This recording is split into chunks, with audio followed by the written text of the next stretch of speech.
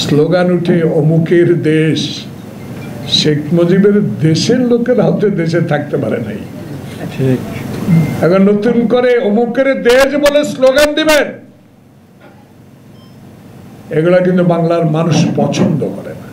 বাংলার মানুষ এখন একটাই চায়, 16 বছর যারা আন্দোলন করেছে, জুলাই বিপ্লবে যারা এই আন্দোলনে শরিক হয়ে আত্মহত্যা দিয়েছে, তাদের দাবি একটি নির্বাচন।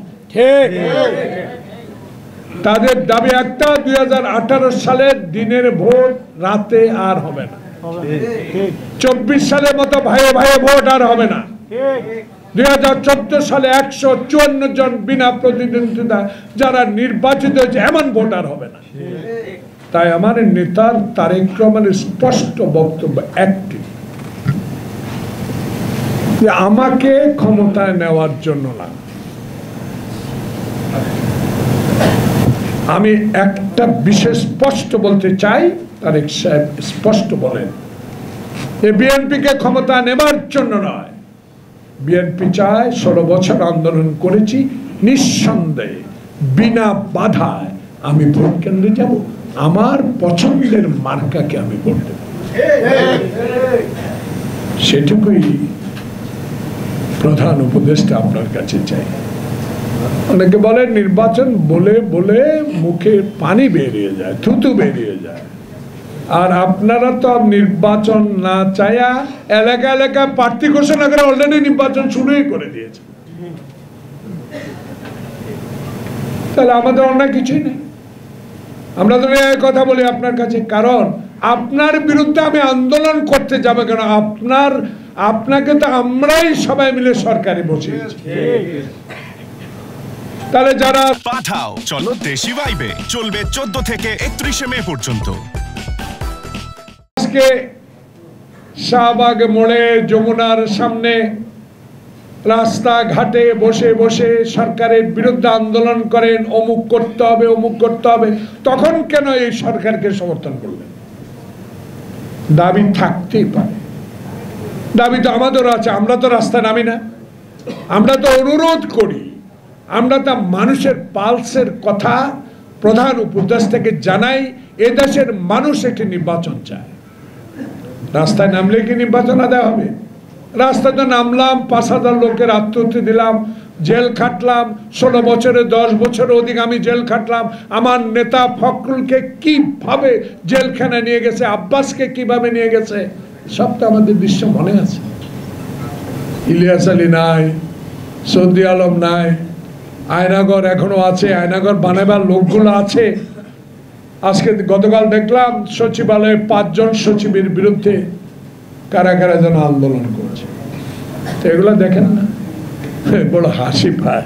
একটা কথা না বললে হয় না, যে আব্দুল হামিদ চলে গেছে, তদন্ত কমিটি হয়েছে, চলে যাওয়ার পর তদন্ত কমিটি হাস্যাস্পদ। আরে যাওয়ার আগে চোখ কান কেন খোলা রাখলেন না? তদন্ত করে কি হবে? হামিদের আনতে পারবেন? কিছু লোকের শাস্তি দিতে পারে, কিন্তু যাওয়ার আগে আপনার গোয়েন্দা স্ট্রং থাকা উচিত ছিল। কারা আপনার আশেপাশে বসে গুনগুন করে আওয়ামী প্রেতাত্ত্বদের দ্বারা আমার নির্বাচন বিলম্বিত করার হীন প্রচেষ্টা লিপ্ত, তাদের বিরুদ্ধে আগে ব্যবস্থা গ্রহণ। আমরা সত্য কথা বলেই আমাদের বিরুদ্ধে আচরণ করা হয়, আমরা সত্যের পথেই থাকি। কারণ আমার নেতা শহীদ জিয়াই বাংলাদেশের প্রথম স্বাধীনতার ঘোষণা। আমরা সত্য কথা বলেই যাব। সেই জন্য আজকে এই মুহূর্তে যেটা প্রয়োজন, এসব তদন্ত কমিশনে, যে আমাদের ছাত্র সীমান্ত নাম কি, সত্যকে কালকে হত্যা করলো, গুলি করে চুরিয়াঘাত মেরেই বের, 25 বছরের হচ্ছে। ঢাকা মেডিকেল কলেজ, ঢাকা বিশ্ববিদ্যালয়, বুয়েট, তার কন্যারে হলো সরওয়ার্দী উদ্যান। এখানে চলে কি গাঁজা, মদ, জুয়া, আড্ডা? চোখে পড়ে না? আমাদের আইজিপি সাহেব অত্যন্ত ভদ্রলোক মানুষ, অত্যন্ত ভালো মানুষ। এরা ভালো মানুষকে ভালো জায়গায় বসিয়েছে। এত বড় একটা সোহরাওয়ার্দী উদ্যান, সেখানে মদ, জুয়া, অসামাজিক কাজ আর সমস্ত হাইজাকের আড্ডা চোখে পড়ে না কেন? সেই কন্যারে আমাদের ছাত্রকে কালকে আত্মহত্যা দিতে হয়েছে। এগুলো চোখে রাখা উচিত। হবে কি তদন্ত, আব্দুল হামিদের মতো একটা তদন্ত কমিটি হবে। তাই আজকে অনেক কথা বলেই ফেলেছি, আর বলার প্রয়োজন নাই। আমি শুধু এইটুকু আজকের এই সভা থেকে জানতে চাই, আপনারা নিরাশ হবেন না, আপনাদের সাথে আছি। আপনারা 31 দফার শহীদ জিয়া, সেই শহীদ জিয়া পল্লী চিকিৎসক না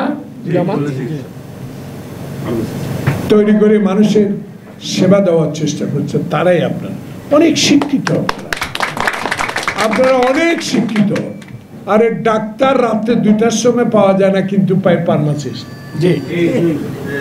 বাড়ির কাছে অনেক দোকান, ফার্মাসি যায়, নক করলে এটা ঠিক MBBS ডাক্তারের মতো একটা ওষুধ দিয়ে দেয়।